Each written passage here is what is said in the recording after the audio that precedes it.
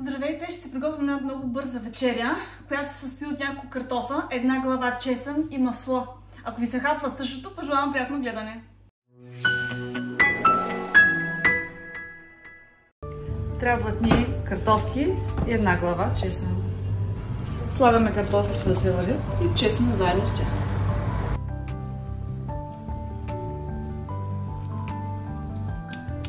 Ще изваря чесъна малко по-рано, мисля, че е готов.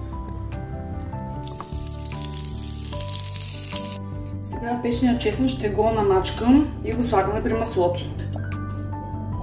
И сега във всяко едно картофче съм сложила сместа, която беше разтопеното маслце с запечения чесън, който варихме при картофките, видяхте.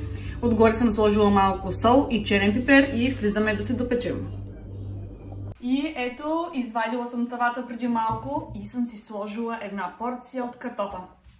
Сега ще го пробваме заедно, но само да ви кажа, че къщата лухае един път. Страхотно. Естествено за любителите на чесън. Хора, които не харесват, мисля, че няма да им допадне, но може и да им допадне. Я да видим. Мама мия! Чудесно! Картофа е пухкав. Видяхте, че леко съм го намачкала.